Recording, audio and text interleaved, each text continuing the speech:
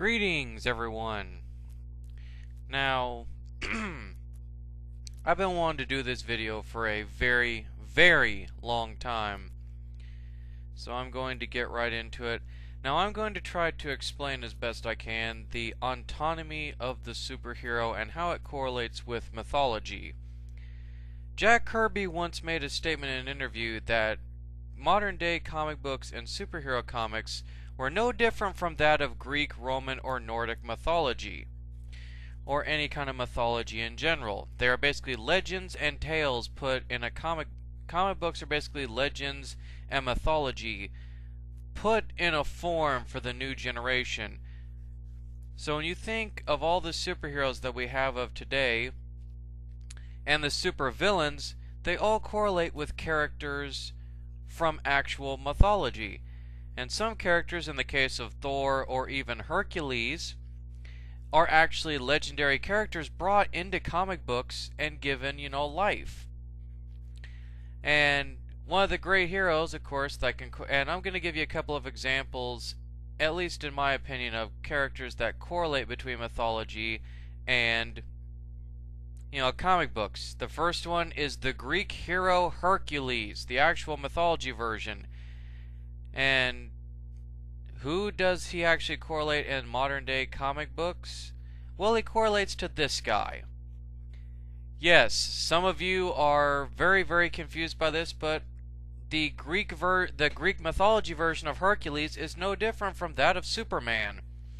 He's got amazing strength. He's practically almost damn near unbeatable, and he was a great, great legendary hero. So in my eyes, that's a great comparison. Another comparison is the biblical story of, David versus Goliath. David being very small, scrawny kid, but yet he used his head and used a slingshot, hit Goliath between the eyes and knocked him out. This big, tall conqueror. Now, there are many, many others, but I think one of the great examples, a guy who's actually been both David and Goliath at the same time, at least in the comic book universe, is none other than the Marvel Universe's scientist supreme. Yes, Dr. Hank Pym. And Pym, even though Pym was Giant Man, Goliath, Yellow Jacket, Ant-Man, and even currently the Wasp, Pym has always relied more on his intelligence than his size-altering abilities.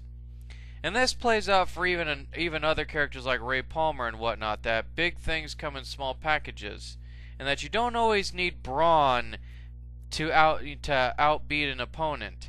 Sometimes you just need to simply use your brain. Another mythology-based group that can correlate to modern-day comic books is Jason and the Argonauts. And what was Jason and the Argonauts? Jason and the Argonauts basically combined all the greatest heroes of Greek and Roman mythology: Achilles, Hercules, Atalanta, Pan. These were all characters that were steeped in mythology and even other bits of mythology, but they were all brought together to basically fight a common foe and also to find the Golden Fleece. But that story has translated, of course, to many superhero groups. One of the many great examples is these guys. Yes, the JLA. The JLA, the JSA, the X-Men, the Avengers, the Defenders, the New Warriors. I could go through the whole entire list, but many different characters, many different heroic characters at that, or anti-hero characters, all combined in one group, putting aside their differences for the greater good or for a common goal. Now, I realize that this is a little bit of a weird topic to kind of choose to talk about, but you're probably asking yourselves, I'm sure, well, Steve, what sparked this? Well, I've noticed, not just with casual fans, but just even with comic book fans in general, that some have kind of lost the moral point of why superheroes exist, why heroes exist. And a lot of people talk crap about comic books, saying that, you know, they're there for cheap thrills and for flash and substance, and oh, they're great for kids. I disagree with that. I think there's more than just flash and substance. If you really look between the lines, if you really read between the lines, look at each character. Each character represents a different moral focal point that we all as human beings need to really look at and examine. But we never really examine these things very closely now, do we? Each character, no matter who they are, good or evil, they always have a moral focal point to them. And some of the ones that are not pictured on this list, take for example Batman. Batman proves the moral point that you can have revenge, but how far would you be willing to go for revenge? In the case of Batman, it's not even really revenge at all. It's actually vengeance. It's a sense of wanting justice, a sense of not wanting people to go through the same things that Bruce Wayne did. That's why he became Batman. Spider-Man, as stereotypical as it is, Peter Parker proves the point that with great power comes an even greater responsibility, not just to yourself, but to your family, your friends, and even people in general. Use your abilities for good, not to make money, because when you use your abilities for exploitation, then that's going to come back to bite you. And Peter used his powers for his own gain, and look what happened. He lost his Uncle Ben. So superheroes, more or less in that point, prove a moral lesson. But there's a couple of other examples of heroes that I really want to talk about. One of them, which is coming up here, is Green Lantern. And I grew up reading Kyle Rayner, and Kyle Rayner to me will always be the second best Lantern to Hal, because he was only a duelist. He didn't have any hand-to-hand combat training, none of that stuff. He was just a guy who had a vivid imagination, and Green Lantern to me has always proven the moral point that when you believe in yourself, when you overcome great fear, you can accomplish anything. And all your dreams can come true if you just believe in yourself and you're not afraid. Wonder Woman. Wonder Woman proves the moral point that women can be strong, sexy, and just as equal to men in fighting prowess and whatnot. But Wonder Woman also teaches us that diplomacy will always get you further than physical violence will. And going back to the Man of Steel, Superman proves that no matter where you come from, no matter what your religion, etc., as long as you are a good person inside and out, that is all that matters.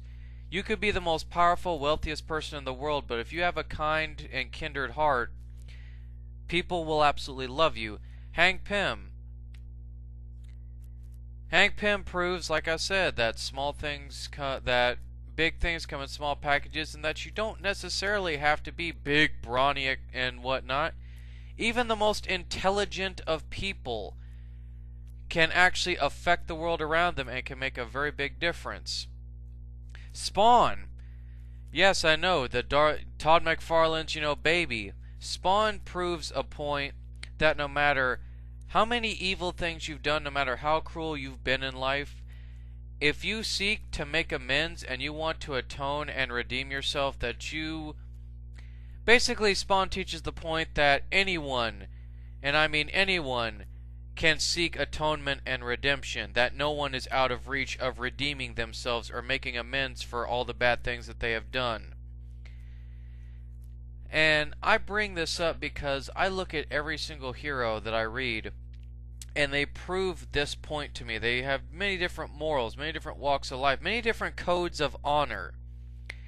And most modern day comic book readers, and even people that go and watch the movies, they don't really understand what those of us that, like myself, kind of read between the lines on these superheroes. They don't get that.